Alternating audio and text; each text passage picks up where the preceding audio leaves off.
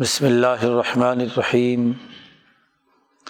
عما یتساءلون عن النبأ العظیم الذی هم فیہ مختلفون کلا سیعلمون ثم کلا سیعلمون الم نجعل الارض مہادا والجبال اوتادا وخلقناکم ازواجا وجعلنا نومکم سباتا وجعلنا اللیل لباسا وجعلنا النہار معاشا وبنینا فوقکم سبعا شدادا وجعلنا سراجا وہاجا وانزلنا من المعصرات ماء ثجاجا لنخرج به حبا ونباتا وجنات الفافا ان یوم الفصل کان میقاتا یوم ینفخ فی الصور فتأتون افواجا وفتحت السماء فکانت ابوابا وسیرت الجبال فکانت سرابا ان جہنم کانت مرصادا للطاغین مآبا لابسین فیہا احقابا لا یذوقون فیہا بردا ولا شرابا الا حمیما وغساقا جزاء وفاقا انہم کانوا لا یرجون حسابا وکذبوا بآیاتنا کذابا وکل شیء احصیناہ کتابا فذوقوا فلن نزیدکم الا عذابا ان للمتقین مفازا حدائق واعنابا وکواعب اترابا وکأسا دہاقا لا یسمعون فیہا لغوا ولا کذابا جزاء من ربک عطاء حسابا رب السماوات والارض وما بینہما الرحمن لا یملکون منہ خطابا یوم یقوم الروح والملائکۃ صفا لا یتکلمون الا من اذن له الرحمن وقال صوابا ذلک الیوم الحق فمن شاء اتخذ الى ربه مآبا انا انذرناکم عذابا قریبا یوم ینظر المرء ما قدمت یداہ ویقول الکافر یا لیتنی کنت ترابا۔ صدق اللہ العظیم۔ یہ سورۃ النبأ ہے، مکی صورت۔ پچھلی چند صورتوں سے قرآن حکیم قیامت کو عنوان بنا کر اپنے پیغام کی حقانیت واضح کرنا چاہ رہا ہے۔ یہاں اس صورت مبارکہ میں انسانیت کے بنیادی تقاضے کو واضح کرتے ہوئے بتلایا جا رہا ہے کہ انسانیت کی فطرت اس بات کا تقاضا کرتی ہے کہ قیامت کا دن ضرور آئے، اور یہ اس لیے بھی ضروری ہے کہ دنیا میں جتنے بھی انسان ہیں وہ اس بڑی روح سے علیحدہ ہو کر دنیا میں آئے ہیں۔ محققین صوفیہ کے ہاں اور احادیث مبارکہ کی روشنی میں جو کائنات کے حقائق پر گفتگو کی گئی ہے، اس کے مطابق اللہ پاک نے اس کائنات کی ایک روح الکل بنائی ہے، اور اس میں تمام انسانوں کی ایک روح اعظم ہے۔ اسی روح اعظم سے ہی ایک روح کا حصہ کٹتا ہے، اور ایک انسان جب پیدا ہوتا ہے تو اس کے جسم میں داخل ہوتا ہے۔ اب ایک مرکز سے، ایک منبع سے تمام ارواح انسانیت دنیا میں آئی ہیں، تو لازمی تقاضا ہے اس بات کا کہ ایک وقت مقررہ پر یہ تمام ارواح اپنی اصل مرکزی روح کی طرف متوجہ ہوں، روح اعظم کی طرف۔ اس لیے یہاں قرآن حکیم نے اس صورت میں دلائل دے کر سب سے آخر میں کہا یوم یقوم الروح، جب روح اعظم اللہ کے سامنے حاضر ہوگی اور وہاں تمام انسانوں کے حساب کتاب کا عمل ہوگا، نبی اکرم صلی اللہ علیہ وسلم کی ایک حدیث حضرت الامام شاہ ولی اللہ دہلوی نے کئی جگہ حجت اللہ میں نقل کی ہے کہ نبی اکرم صلی اللہ علیہ وسلم نے فرمایا کہ عرش الہی پر مالا اعلیٰ میں ایک ایسی روح ہے جس کے بہت سے چہرے ہیں اور بہت سی زبانیں ہیں، ایک ایک زبان میں 70 ہزار زبانیں ہیں اور ہر زبان کے ہزاروں لہجے ہیں۔ بکثرت الوجوہ والالسن کا لفظ آیا ہے کہ وہ ایک ایسی روح ہے جس کے ہزاروں چہرے ہیں۔ یہ 70,000 کا عدد قرآن حکیم میں بھی اور نبی اکرم صلی اللہ علیہ وسلم بھی جہاں بیان کرتے ہیں اس کا مقصد کثرت بیان کرنا ہوتا ہے، کوئی مقررہ عدد پیش نظر نہیں ہوتا کہ اس سے کم زیادہ نہ ہو۔ عربوں میں جب 7 کا عدد استعمال کیا جاتا ہے بالخصوص 70 کا، تو اس سے مراد کثرت ہوتی ہے کسی بھی چیز کی۔ تو ہزاروں لاکھوں چہرے ہیں اور اتنی ہی ان کی روحیں ہیں۔ انسان کے وجود کی ساخت اس کی روح اور اس کے نفس کی ساخت کے مطابق ہوتی ہے۔ اللہ تبارک و تعالیٰ نے جیسے یہ روح رکھی ہے ویسے ہی اس کے جسم کی ساخت ہوگی، اور چہرے انسانوں کے لاکھوں کروڑوں انسان بھی جمع ہوں تو ہر انسان کی اپنی ایک منفرد خصوصیت ہے جو دوسرے انسان میں نہیں پائی جاتی۔ تو اسی طرح روحیں بھی مختلف ہیں۔ اب جب جیسے روحیں پیدائش کے وقت اس روح اعظم سے نیچے اتر کر وہ اس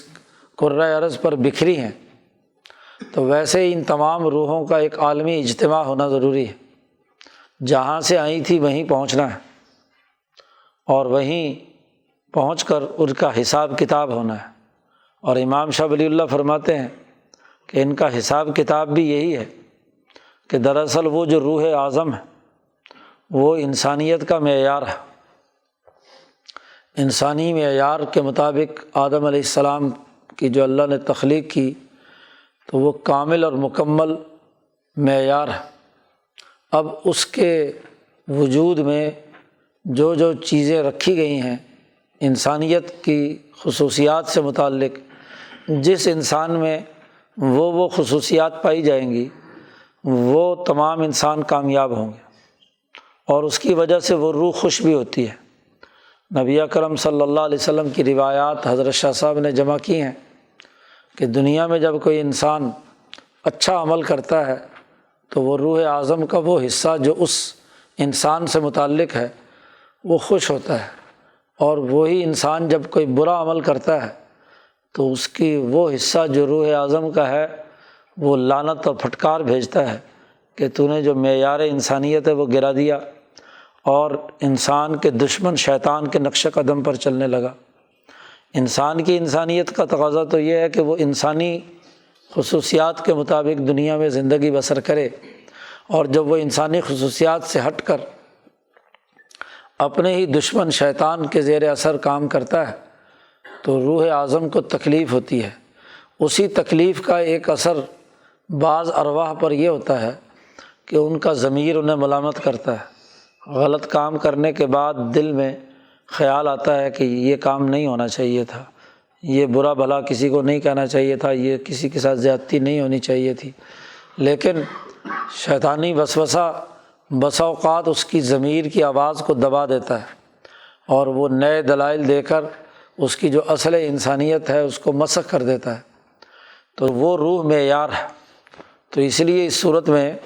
اس روح کا جو تک پہنچنے کا جو عمل ہے اس کو واضح کیا گیا ہے۔ شروع صورت میں وہ تمام دلائل اور شواہد پیش کیے ہیں کہ تخلیق انسانیت بلکہ تخلیق آسمان و زمین سے لے کر روح کے ارتقاء تک کے تمام مراحل میں اللہ نے کون کون سے انسانوں پر انعامات کیے ہیں کہ جس کا لازمی تقاضا یہ ہے کہ ان تمام دلائل کی روشنی میں انسان کو اپنی روح اعظم کے ساتھ وابستہ ہو کر حساب کتاب کے مرحلے سے گزرنا ہے۔ عما یتساءلون، یہ لوگ آپ سے کیا بات پوچھتے ہیں، کس چیز کے بارے میں یہ سوال کر رہے ہیں؟ مولانا سندھی فرماتے ہیں یتساءلون، ایک دوسرے سے سوال و جواب یا مکالمہ تبھی ہوتا ہے کہ انسان کسی چیز کے بارے میں کچھ نہ کچھ تو علم رکھتا ہے لیکن پورا علم نہیں ہوتا، سوال ہوتا ہی تب ہے۔ اس لیے عربی میں کہا جاتا ہے کہ السوال نصف العلم، سوال میں آدھا علم ضرور ہوتا ہے۔ اگر سرے سے علم نہیں ہے اور بالکل جاہلانہ بات کی گئی ہے تو وہ سوال نہیں ہے، وہ تو جہالت کا اظہار ہے۔ تو جہالت کا اظہار کا نام سوال نہیں ہے۔ سوال وہ ہوتا ہے جو علم کے دائرے سے متعلق ہو اور کم از کم آدھا علم آپ کے پاس ہو کہ جس کی بنیاد پر آپ دوسرا جو نہیں آپ کو معلوم ہے وہ علم حاصل کرنا چاہتے ہیں۔ تو عما یتساءلون، یہ لوگ آپس میں سوال کرتے ہیں کہ کس کے بارے میں؟ قرآن کہتا ہے عن النبأ العظیم، ایک بڑی خبر کے بارے میں، کہ یہ روحیں مرنے کے بعد ایک دن آئے گا کہ ایک عالمگیر اجتماع میں حشر کے میدان میں جمع ہوں گی۔ تو یہ لوگ آپس میں سوال کر رہے ہیں ایک بڑی خبر کے بارے میں، نبأ العظیم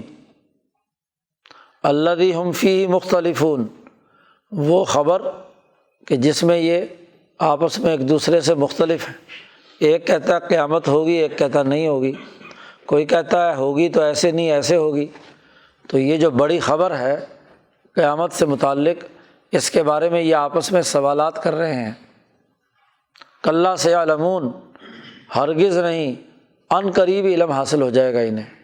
ثم کلا سیعلمون، پھر اس کے بعد ہرگز نہیں، ان قریب انہیں پتہ چل جائے گا۔ اس دنیا کے اندر تو کامل اور مکمل علم قیامت کا نہیں ہو سکتا، اس لیے کلا سے کہا کہ ہرگز نہیں، یہاں دنیا میں کامل مکمل نہیں ہو سکتا۔ ہاں البتہ اس کے آثار و شواہد اور اس کے حوالے سے بنیادی یہ یقین کہ ضرور قیامت آئے گی، اتنا علم تو ان کو ضرور حاصل ہونا چاہیے۔ اور کامل علم تو اس وقت ہوگا جب ان کی موت کا وقت قریب آئے گا، سزا کا وقت، عذاب الہی ان پر نازل ہوگا، اور اس وقت ہوگا جب حشر کا میدان لگے گا۔ یا ایک اور مطلب بھی ہو سکتا ہے کہ آگے جو ہم دلائل دے رہے ہیں اس کے ذریعے سے اس خبر کی کچھ بنیادی معلومات ان کو عنقریب معلوم ہو جائیں گی۔ تو پہلے قرآن حکیم نے ان کے جو باہمی سوال و جواب ہے اس کے بارے میں ایک ان کی جو گو مگو کی کیفیت ہے اس کو واضح کیا کہ ایک بہت بڑی خبر کے بارے میں یہ لوگ ایک دوسرے سے سوالات میں مشغول ہیں، اور پھر اس سوال کے سے متعلق جتنا دنیا میں سمجھایا جا سکتا تھا وہ سمجھانے کی کوشش کی ہے قرآن حکیم نے آگے۔ قرآن کہتا ہے الم نجعل الارض مہادا، ذرا غور و فکر کرو، تم کرۂ ارض پر رہتے ہو، تو اس زمین پر تمہارا جو رہنا ہے، تمہارے سکون اور اطمینان کے لیے اللہ پاک نے تمہارے لیے زمین بچھونا بنا دیا، مہادا، نرم زمین بنا دی، نہ اتنی سخت اور پتھریلی ہے کہ تم کھدائی نہ کر سکو اور اس میں سے کوئی نباتات وغیرہ نہ اگا سکو، اور نہ اتنی نرم اور دلدلی ہے کہ تم اس کے اندر دھسنے لگو۔ تو جیسے بچھونا نرم اور گداز اور موٹا بھی ہوتا ہے، بالکل مہین نہیں ہوتا، ایسے ہی ہم نے زمین آپ کے لیے بچھونا بنا دی۔ والجبال اوتادا، شروع میں جب زمین پیدا کی تو وہ دلدلی بھی تھی اور ہلتی تھی، پانی کے اوپر تھی، پانی پوری کائنات کے اندر پورے کرۂ ارض پر تھا، تو اس میں جو زمین جو ظاہر ہوئی وہ تھوڑی تھی۔ تو اللہ پاک نے، چونکہ ربع مسکوں کہا جاتا ہے، ایک چوتھائی زمین ہے اور باقی سمندر ہے، تو اس زمین کے اندر آپس میں ایک دوسرے کی طرف جانے کا اور توڑ پھوڑ کا عمل تھا، ہلتی تھی۔ تو اللہ پاک کہتے ہیں کہ والجبال اوتادا، ہم نے پہاڑوں کی میخیں اس میں گاڑ دیں، بڑے بڑے پہاڑ اور ان کا بوجھ ان کے اوپر رکھ دیا، اس سے اس کا ہلنا بند ہو گیا۔ ورنہ تو شروع میں جب زمین یہ پھٹی ہے تو آج جو سائنسدانوں نے تحقیقات کی ہیں بر اعظموں کی، کہ یہ جو بر اعظم ایک دوسرے سے جدا ہوئے تو ساری زمین ایک ہی تھا، ایک پلیٹ فارم تھا، وہیں سے کٹ کر ایشیا الگ ہو گیا، افریقہ الگ ہو گیا، جزیرۃ العرب الگ بن گیا، اسی طرح مشرق وسطیٰ کے ممالک کی تقسیم، یورپ، آسٹریلیا، امریکہ وغیرہ وغیرہ، یہ خطے جو ہے الگ الگ ہوئے، ایک ہی پلیٹ فارم تھا۔ اور جب حشر کا میدان آئے گا تو اس وقت یہ سارے کے سارے ایک ہی جگہ دوبارہ پہلے کی طرح مل کر ایک پورا پلیٹ فارم بن جائے گا۔ تمام انسانیت کا چونکہ اجتماع قائم کرنا ہے اور ایک جگہ کرنا ہے، تو اس اجتماع عام کے لیے تمام زمینوں کا آپس میں ملنا ضروری ہے۔ تو جب جتنی ان کا فاصلہ ہونا تھا وہ ہو گیا جب، تو پھر میخیں اس کے اندر پہاڑوں کی گاڑ دیں۔ وَخَلَقْنَاكُمْ أَزْوَاجًا، ہم نے تمہیں پیدا کیا جوڑے جوڑے۔ یہ کتنا بڑا انعام ہے۔ تو زمین پیدا کی بچھونے کے طور پر، پہاڑ کیلوں کے طور پر گاڑ دیے، پھر تمہیں مرد اور عورت بنایا، جوڑا جوڑا بنایا۔ پھر آگے دیکھیے اگلا جوڑا کہ جعلنا نومکم سباتا، تمہارے لیے نیند بنائی جو تمہاری تھکان کو دور کر دے۔ دن بھر کا تھکا ہارا آدمی، جسم ٹوٹ پھوٹ کا شکار، جب نیند کر کے اٹھتا ہے تو اس کے جسم کی ساری تھکان دور ہو جاتی ہے، دوبارہ پھر اسی طریقے سے توانا اپنے آپ کو محسوس کرتا ہے۔ تو نیند تمہارے پورے جسم کی جتنی ٹوٹ پھوٹ ہے، جتنے سیلز ٹوٹ پھوٹ گئے، اس کی ختم کر کے مرمت کر دیتی ہے، دوبارہ سیلز بحال ہو جاتے ہیں، توانائی دوبارہ آ جاتی ہے۔ اور پھر اسی تھکان کو دور کرنے کے لیے جو نیند کا ٹائم مقرر کیا گیا وہ رات کا، وَجَعَلْنَا اللَّيْلَ لِبَاسًا، رات کو ہم نے لباس بنا دیا کہ آدمی گویا کہ جیسے لباس اوڑھ کر پڑتا ہے، ایسے ہی رات کے اندھیرے میں جب اللہ پاک نے سورج کو دوسری طرف کر دیا تو اب یہاں رات ہو گئی، تو رات میں سکون، تو روشنی کے اندر نیند نہیں آتی انسان کو، اس لیے اللہ تعالیٰ گویا کہ وہ جو عالمگیر بلب ہے سورج کا وہ بند کر دیتا ہے کہ چلو آرام کرو۔ لیکن یہ آج کل کا انسان ایسا ہے کہ جب رات کا وقت ہوتا ہے سونے کا تو لائٹ جلا کر کام کرتا ہے، اور جب دن میں اللہ نے بلب روشن کیا کام کرنے کے لیے تو یہ کیا ہے، پردے تان کر سوتا ہے۔ وَجَعَلْنَا النَّهَارَ مَعَاشًا، دن بنایا تمہاری معاشی سرگرمیوں کے لیے، کام کاج کے لیے، تاکہ اس کرۂ ارض پر بقا کے لیے جو تمہیں کھانے پینے کی ضرورت ہے، احتیاجات ہیں، معاشی ضروریات اور وسائل ہیں، وہ اکٹھا کرو۔ تو دن تمہارے لیے معاشی سرگرمیوں کا ہے کہ صبح اٹھو، اس لیے تمام جو مہذب معاشرے رہے ہیں وہ صبح فجر کے طلوع ہوتے ہی اپنے کام کا آغاز کر دیتے ہیں۔ کاشتکار سورج کے طلوع ہونے بلکہ صبح صادق کے طلوع ہونے کے بعد ہی اپنے بیل ویل لے کر نکل جاتا تھا اور زمین جوت کر 9-10 بجے 11 بجے فارغ ہو جاتا تھا۔ تو اسی طریقے سے باقی دکاندار بھی صبح صبح نور کا ویلا اسے کہتے ہیں پنجابی میں، تو ایسے وقت میں نور تڑکے کا ویلا جو ہے اس کے اندر دکان کھولتے ہیں اور کاروبار اور تجارت کرتے ہیں۔ آج اس سرمایہ داری نظام نے یہ خرابی بھی پیدا کر دی کہ 12 بجے سے پہلے دکان نہیں کھلتی، تو وہ جو اصل وقت بابرکت ہے وہ ختم، اور رات 12 بجے سے پہلے بند نہیں ہوتی، الٹا حساب کر دیا انسانیت کا۔ اللہ فرماتے ہیں کہ ہم نے تمہارے لیے دن جو ہے وہ معاشی سرگرمیوں کے لیے بنایا ہے اور رات لباس بنایا ہے۔ وَبَنَيْنَا فَوْقَكُمْ سَبْعًا شِدَادًا، اور ہم نے تمہارے اوپر 7 بڑی مضبوط آسمان تہ بتہ بنائے۔ بنینا، ہم نے بنا دیے تمہارے اوپر سبعاً شداداً، بڑے مضبوط 7 چنائیاں۔ حضرت نے ترجمہ کیا بڑی مضبوط آگ کا گولا ہے، چراغ جیسے جل رہا ہوتا ہے ایسے ہی وہ توانائیاں اس کے اندر جل رہی ہے۔ ہیلیم گیس کا بہت بڑی مقدار سورج کے اندر جلتی ہے، تو اس کی وجہ سے اس کی روشنی اور چاروں طرف توانائی اور حرارت اس پوری کائنات میں بکھرتی ہے۔ یہی نہیں، آسمان و زمین کے درمیان انزلنا من المعصرات ماء ثجاجا، ہم نے جو بدلیاں ہیں بادلوں کی، ان بدلیوں میں سے جن سے چیزیں نچڑتی ہیں، قطرے نیچے گرتے ہیں، اس سے ہم نے پانی کا بڑا ریلا ہم نے برسایا۔ جب پہاڑوں پر بارش برستی ہے تو خوب کئی دن تک جھڑی لگی رہتی ہے، یا زمین پر بھی عام میدان کے اندر بھی آتا ہے تو ریلے کی صورت میں پانی آتا ہے، سجاجن، ہاں جی، چھاجوں میں برستا ہے، جسے اردو میں جسے کہتے ہیں کہ بہت تیزی کے ساتھ پانی کا بہنا اور برسنا۔ پانی برسایا کس لیے؟ لنخرج بہ حبا و نباتا، تاکہ ہم اس پانی کے ذریعے سے اناج نکالیں اور نباتات اگائیں، سبزہ وغیرہ تمہارے لیے ہو۔ وجنات الفافا، اور پتوں میں لپٹے ہوئے باغات، ہم نے بڑے گھنے باغات کو الفافا کہا جاتا ہے، گویا کہ ان تمام درختوں کے اوپر ہاں جی مختلف پتے اور ان کا پورا ایک لباس ہم نے پہنا دیا۔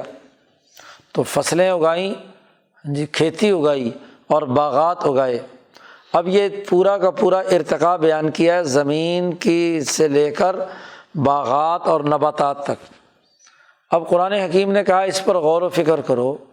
کہ جب فصل تیار ہو جاتی ہے، سورج کی توانائی سے، زمین کی طاقتوں اور قوتوں سے، بارش کے پانی سے یہ سارا کام ہو جاتا ہے، تو پھر تم خود سمجھتے ہو کاشتکاری کے ماحول میں کہ فصل کٹنے کا بھی ایک وقت ہوتا ہے۔ ان یوم الفصل کان میقاتا، تو جب نباتات تیار ہو جاتے ہیں تو فصل جب پک کر تیار ہو جاتی ہے تو اب اس کو دانتی ضرور پھرنی ہے،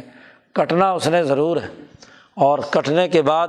ان تمام گندم کو جو ادھر ادھر بکھری ہوئی تھی اس کا ایک ڈھیر بنانا بھی ضروری ہے، اجتماع بھی اس کا ضروری ہے۔ تو جیسے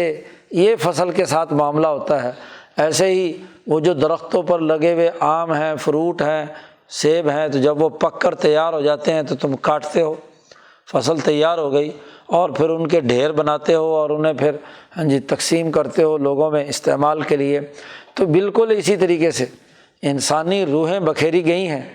دنیا میں، اور مختلف طرح کے انسان اس کرۂ ارض سے ان روحوں نے مواد لیا ہے، اور وہ روحیں اسی غذاؤں کو کھا کر تیار ہوئی ہیں۔ جس میں انسانی بنا ہے اس میں نسمک باڈی بنی ہے، جسم کا یہ ڈھانچہ وجود میں آیا ہے۔ تو ایک وقت آنا ہے کہ یہ جو جسموں کی فصل ہے تیار ہو جائے گی، پک جائے گی۔ جب یہ فصل پک جائے گی تو اب وقت ہے کہ اس کا بیج نکال لیا جائے اور اس کا چھلکا الگ کر دیا جائے۔ تو یہ جسم اس کا چھلکا ہے، اس چھلکے کو علیحدہ ہونا ہے، اور جو اصل روح اور اس کا مغز ہے اس کو اس سے علیحدہ ہونا ہے۔ تو یہ کٹنے کا یوم الفصل جو ہے وہ ضرور آئے گا۔ اب یہ انسانی ارتقاء اور انسانی زندگی تقاضا کرتی ہے کہ جب سروں کی فصل تیار ہو جائے تو اسے کاٹ لیا جائے، یا تو تبھی موت سے مرے گا، اور اگر وہ ظالم اور متکبر اور انسان دشمن اور انسانیت کے لیے کردار ادا کر رہا ہے، اس کے لیے پھر یہی ہے کہ جہاد و قتال کے ذریعے سے اس کی سروں کی فصلیں کاٹ دی جائیں اور ان کو راستے سے ہٹا کر جو اصل انسانیت ہے اس کو دوبارہ بحال کر دیا جائے۔ تو یوم الفصل فیصلے کا دن بھی ایک مقرر شدہ ہے۔ مکے کے یہ مشرک اب اس قابل نہیں رہے کہ یہ انسانیت کے لیے کسی بھی قسم کی بھلائی کا کوئی کام کریں، تو ان میں جو لوگ بالکل ناکارہ ہو چکے ہیں، انسانیت کے لیے کینسر بن چکے ہیں، ان کے سروں کی فصل تیار ہے، اس کو کاٹنے کی ضرورت ہے۔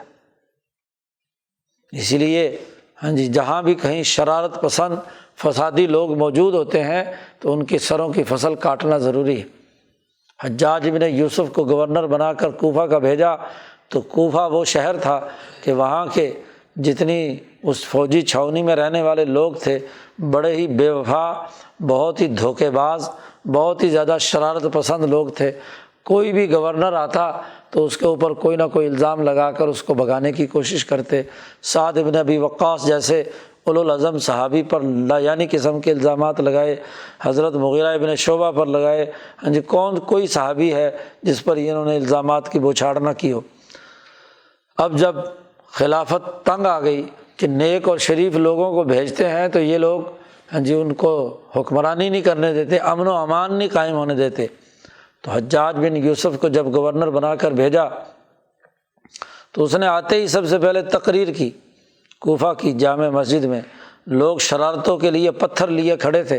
کہ گورنر کے پہلے ہی تقریر کے دوران کوئی اس کی ہوٹنگ کریں گے، کوئی پتھر وتھر ماریں گے تو اس کا رعب ختم ہو جائے گا، تو وہ کچھ دنوں بعد خود ہی بھاگ جائے گا۔ لیکن حجاج بن یوسف آیا اور اس نے آ کر ہاں جی ڈھاٹا باندھا ہوا تھا تلوار نکالی میان سے اور منبر پر کھڑے ہو کر اس نے کہا خلیفۃ المسلمین کے تیروں میں جو سب سے زہریلا تیر تھا وہ اس نے تمہاری طرف پھینکا ہے۔ میں دیکھ رہا ہوں کہ لوگوں کی سروں کی فصلیں تیار ہیں اور میری تلوار کاٹنے کے لیے بھی تیار ہے۔ 3 دن کے اندر اندر تمام لوگ باہر میدان میں جمع ہو جائیں اور جہاد کے لیے انہیں آگے جانا ہے۔ یہاں رہ کر تمہارے دماغوں میں مستیاں بہت پیدا ہو گئی ہیں، ہاں جی، تمہیں کھانے پینے کو خوب مل گیا ہے، اب آگے جہاد کے لیے یہ اگلے آذربائیجان اور یہ وسطی ایشیائی علاقوں کی فتوحات کے لیے خلیفۃ المسلمین نے حکم دیا ہے، خزانہ آ رہا ہے، ہر ایک اپنی ضرورت کے لیے اخراجات کی تنخواہ لے لے اور اپنے بیوی بچوں کو خرچہ دے، اور پرسوں دوپہر کے وقت تمام لوگ جو ہیں وہ کوفہ شہر سے باہر فلاں میدان میں جمع ہو جائیں اور اگلے دن وہاں سے پورا لشکر تیار ہو جائے گا، جہاد کے لیے روانہ ہو جائے گا، کوئی جوان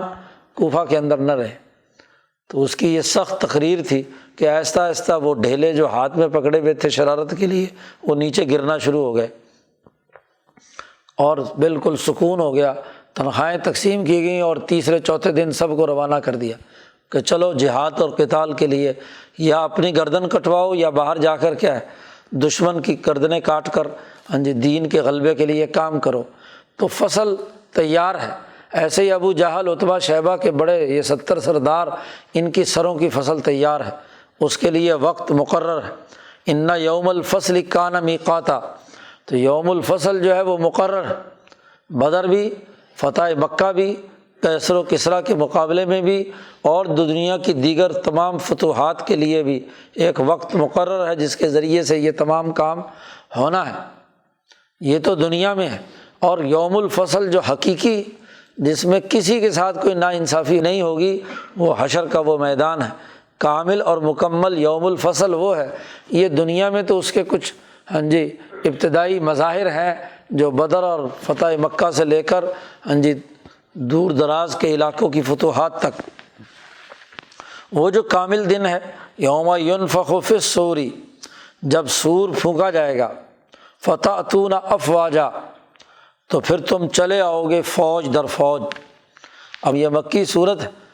تو جب بگل بجے گا مدینہ میں جا کر تو تمام فوج در فوج لوگ داخل ہوں گے، اور وہاں سے کیا ہے جہاد اور قتال کے لیے نکلیں گے، غزوات کے لیے، اور اس کے بعد جہاد اور قتال کے لیے جو خلفائے راشدین کے زمانے میں ہوا، اور پھر قیامت میں اس کی کامل ترین شکل ہے کہ وہاں فرشتہ کھڑے ہو کر اعلان کرے گا سور پھونکنے کے بعد کہ ایھا العظام البالیہ واللحوم المتمزقہ ہلموا الی الرحمن، تمام بوسیدہ ہڈیوں اور بوسیدہ ریزہ ریزہ ہونے والے گوشتوں، اٹھو اور چلو رحمان کی طرف۔ تو تمام کی روحیں آئیں گی، اپنا اپنا بدن کھینچیں گی اور قبر سے سر جھاڑتے ہوئے اٹھیں گے، اور مہطعین، دوڑتے ہوئے کیا ہے اس حشر کے میدان میں جو ان کے لیے جگہ مقرر ہوگی، اس اجتماع میں کھڑے ہونے کی، وہ وہاں جا کر جمع ہو جائیں گے۔ تو فوج در فوج پوری زمین سے انسان چلتے ہوئے اس حشر کے میدان میں پہنچیں گے۔ وہاں کا منظرنامہ قرآن بیان کرتا ہے، وَفُتِحَتِ السَّمَاءُ، آسمان کھول دیا جائے گا، فَكَانَتْ أَبْوَابًا، اس میں دروازے بنا دیے جائیں گے، مین دروازہ بھی ہوگا اور بڑے بڑے باقی دروازے بھی ہوں گے۔ وَسُيِّرَتِ الْجِبَالُ فَكَانَتْ سَرَابًا، بڑے بڑے پہاڑ چلا دیے جائیں گے، اور ان پہاڑوں کی حالت یہ ہوگی جیسے پھسلتا ہوا ریت ہوتا ہے، فکانت سرابا، اور ریت بھی ایسا جیسے چمکتا ہوا ہے۔ جہاں دریا کسی زمانے میں بہتا رہا ہو تو وہاں پہاڑوں کی مٹی صاف شفاف ہو کر چمکدار بن جاتی ہے سراب کی طرح، کہ دور سے آدمی دیکھتا ہے کہ شاید پانی ہے لیکن حقیقت میں کیا چمکتا ہوا ریت ہوتا ہے۔ تو پہاڑ جب ٹوٹتا ہے تو کافی عرصے کے بعد جا کر سراب بنتا ہے، جب کافی سالوں اس کے اوپر پانی بہے تو یہ پہاڑ ٹوٹیں گے، بہیں گے اور چلیں گے۔ ہاں جی، اور یہ جو اس وقت بھی جو ریت ہاں جی دریاؤں کے ساتھ آتی ہے تو پہاڑ ہی ٹوٹ ٹوٹ کر آ رہے ہیں نا، وہی دریاؤں میں اور قریب قریب کی فصلوں میں نئی مٹی آتی ہے جس کا انتظار کرتے ہیں دریا کے کنارے پر رہنے والے لوگ کہ نئی مٹی آئے گی تو زرخیزی بڑھے گی۔ تو قرآن کہتا ہے اس وقت پہاڑ ریزہ ریزہ ہو کر سراب کی طرح ہوں گے۔ ان جہنم کانت مرصادا، اور وہیں اس حشر کے میدان کے ساتھ ہی جہنم بھی گھات لگا کر بیٹھی ہوگی۔ کانت مرصادا، وہ بھی انسانوں کی طاق میں ہوگی۔ کون سے انسان؟ للطاغین مآبا، جو سرکش ہیں، طاغوتی نظام جنہوں نے قائم کیا ہے، انسانیت پر ظلم و ستم جو کرنے والے ہیں، تو وہ ان کا ٹھکانہ ہوگا۔ وہ بھی طاق لگا کر بیٹھی ہوگی اور وہ اچک لے گی جو جہنم میں جانے والا ہے۔ لابسین فیہا احقابا، اس جہنم میں یہ رہیں گے صدیاں ہی۔ حقب کہتے ہیں کافی 100 سال گزرنے کے بعد کوئی یعنی کہ پیمانہ جس میں صدیاں ہی گزر جائیں، اور وہ صدیاں بھی پتہ نہیں کتنی صدیاں، احقابا لامحدود، تو اس کے اندر وہ ہمیشہ ہمیشہ رہیں گے۔ لا یذوقون فیہا بردا ولا شرابا، نہ وہاں کوئی ٹھنڈا پانی یا ٹھنڈک محسوس کریں گے، نہ کوئی پینے کے لیے کوئی قابل ذکر چیز ان کے لیے وہاں ہوگی۔ ہاں الا حمیما وغساقا، گرم کھولتا ہوا پانی ہوگا، اور انہی کے جسموں کی پیپ ہوگی جو ان کے زخموں سے رسی ہوئی ہوگی، تو وہی پیپ جو ہے پینے کے لیے انہیں دی جائے گی کہ یہی تمہاری غذا ہے، تمہارے جسم سے نکلی ہے، تمہارے گناہوں کی پیپ ہے، یہ گناہ تم دنیا میں کھاتے رہے ہو، یہ سود کھایا، یہ لوگوں کا خون چوسا، لوگوں پر ظلم کیا، یہی آج جل کر تمہارے لیے ہے، یہی تمہاری غذا ہے، کھاؤ۔ جزاء وفاقا، اور یہ بدلہ ہوگا پورا پورا، جس نے جس درجے کا جو جرم کیا ہے اس جرم کے مطابق وہاں یہ اس کو کھانے کو ملے گا۔ جس نے سود خوری کی ہے تو وہ سود خوری کا مال اس کو اسی طرح پیپ کی صورت میں دیا جائے گا۔ ہاں جی، جیسے وہ ایک حدیث میں آتا ہے کہ خون اور پیپ کی نہر ہوگی جس میں سود خور درمیان میں کھڑا ہوا دیکھا حضور صلی اللہ علیہ وسلم نے معراج کی رات، اور ایک فرشتہ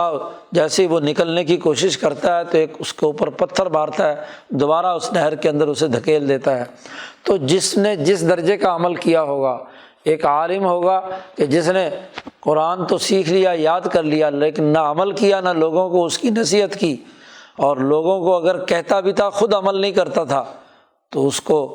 چارپائی پہ لیٹا ہوا نبی اکرم صلی اللہ علیہ وسلم نے دیکھا، اور فرشتے ہیں جو اس کے منہ کو کاٹتے ہیں، ایک زنبور ہے وہ یہاں سے کاٹتے ہیں یہاں تک، اور ادھر سے کاٹتے ہیں دوبارہ ادھر تک۔ ہاں جی، اسی طریقے سے یہ غیبت کرنے والے کا، اور اس کے لیے جو دین پر عمل نہیں کرتا تو ایک بڑا سا پتھر، ہاں جی، وہ اس کے بھیجے کے اوپر مارا جاتا ہے، اس کا بھیجا اڑ جاتا ہے، اور جتنے میں پتھر لڑک کر دور جاتا ہے فرشتہ لینے جاتا ہے گیند کی طرح اسے اٹھانے، اتنے میں دوبارہ پھر سر ٹھیک ہو جاتا ہے، پھر آ کر اس کو پتھر مارتا ہے۔ تو ان تمام واقعات میں جو حضور صلی اللہ علیہ وسلم کو معراج کی رات دکھائے گئے عالم مثال میں، تو وہ پوری اس کے عمل کے مطابق سزا دی جائے گی۔ زانی ہیں، ان کو حضور نے دیکھا کہ تنور میں ہاں جی مرد اور عورت جل رہے ہیں آگ میں، ہاں جی، اور وہ نیچے سے جلتے جلتے اوپر قریب آتے ہیں، باہر نکلنے کی کوشش کرتے ہیں، دوبارہ دھکیل دیے جاتے ہیں۔ تو جزاء وفاقا انہم کانوا لا یرجون حسابا،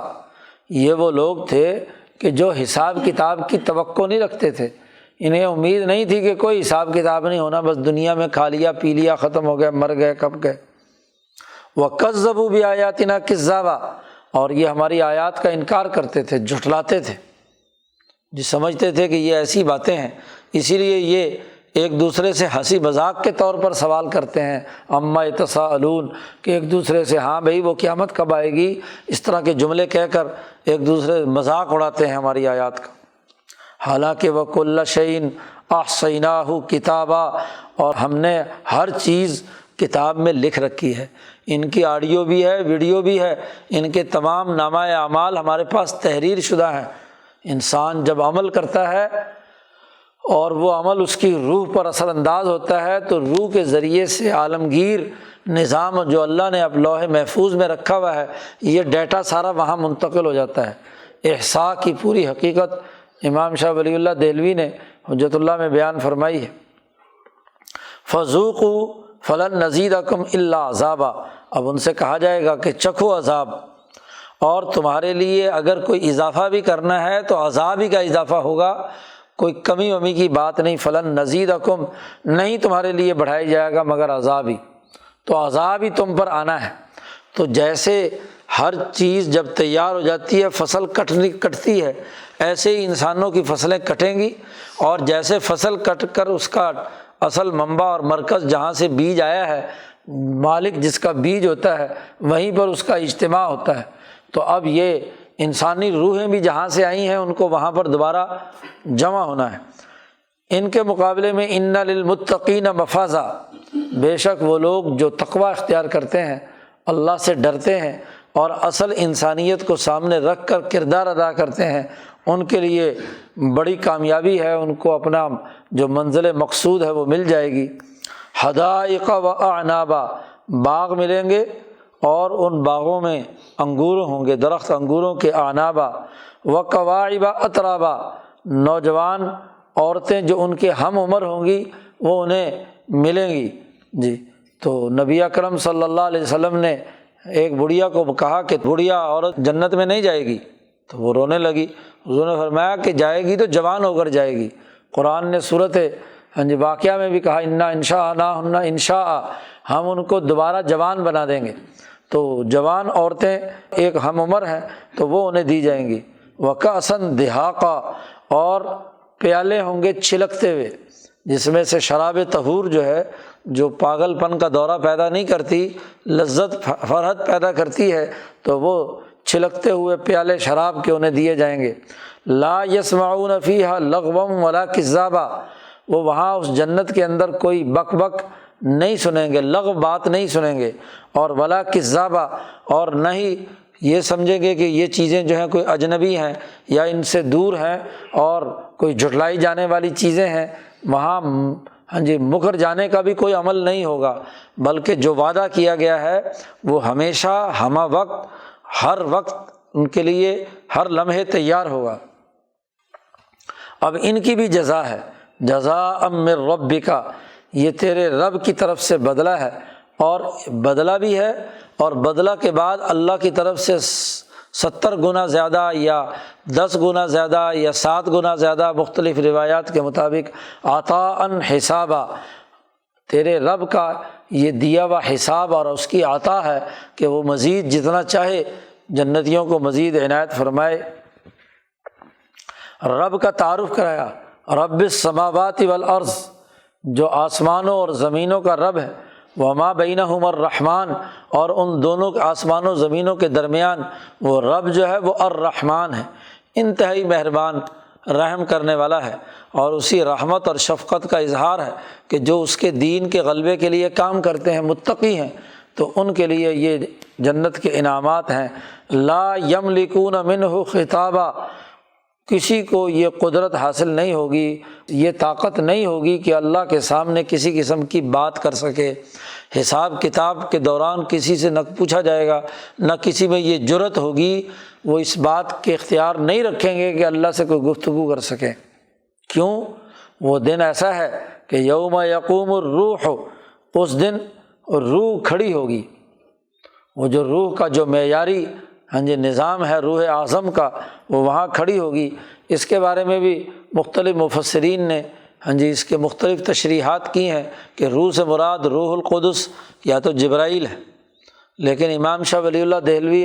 اور ان حضرات کی رائے وہی ہے کہ یہ روح اعظم کا تذکرہ ہے جو انسانیت کی روح سے متعلق ہے، کیونکہ آگے والملائکہ، فرشتے الگ سے کیا ہے بیان کیے گئے ہیں، والملائکہ تو صفاً، اور فرشتے صف باندھے کھڑے ہوں گے، اور ان کے سامنے انسانیت کی روح اعظم کھڑی ہوگی، اور اس کے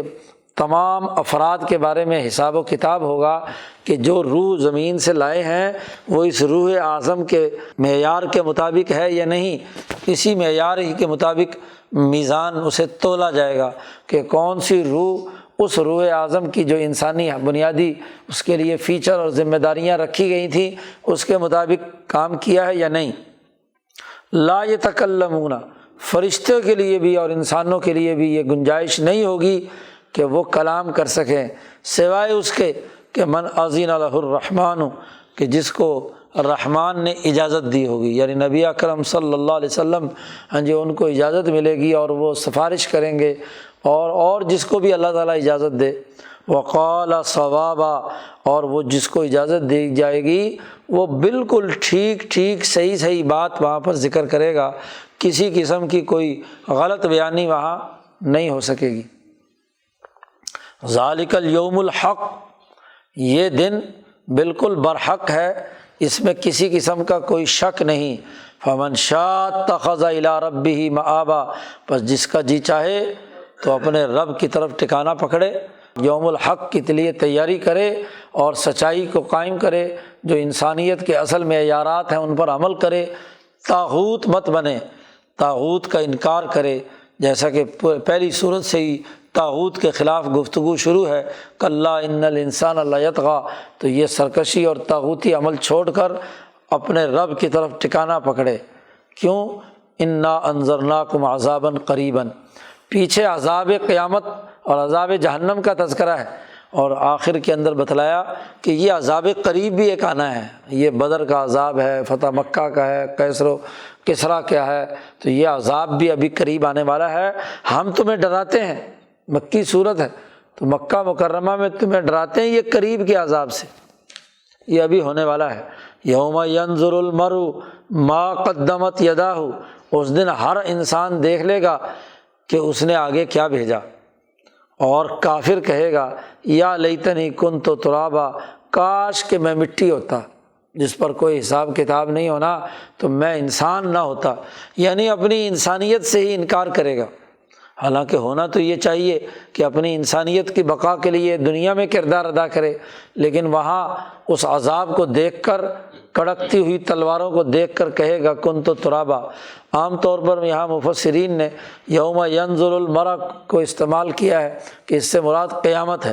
قیامت کے دن جب انسان قیامت کی ہولناکیوں کو دیکھے گا تو پھر کہے گا کافر یا لیتنی کنت ترابا۔ لیکن مولانا سندھی فرماتے ہیں کہ قیامت تو ہے ہی، لیکن دنیا میں بھی جب یہ ابو جہل، عتبہ، شیبہ اور یہ بڑے بڑے جو لوگ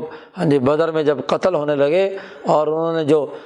ذلت اور رسوائی انہیں ہو رہی تھی، تو اس وقت ابو جہل نے کہا تھا کاش کہ کاشتکاروں کے 2 بچے مجھے قتل نہ کرتے، اس سے اچھا تو میں مٹی میں مل جاتا تو زیادہ بہتر تھا کہ یہ ان چھوٹے چھوٹے بچوں سے محمد صلی اللہ علیہ وسلم نے میری گردن اتروا دی، کوئی بہادر قتل کرتا تو بات تھی۔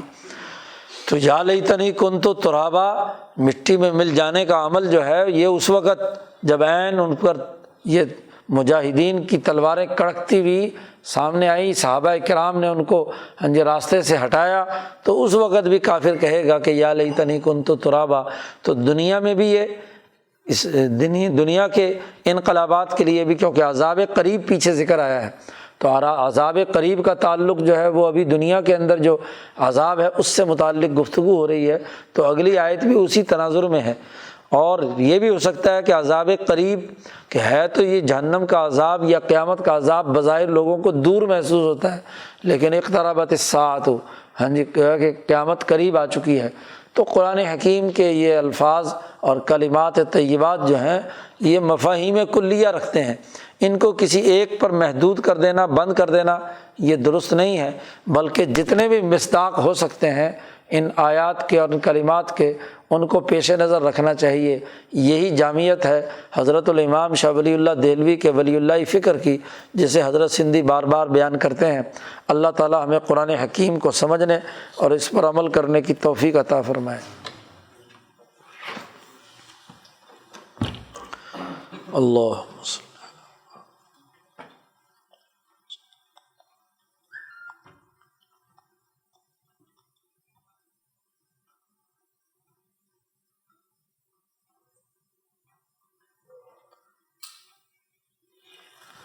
اجمعین۔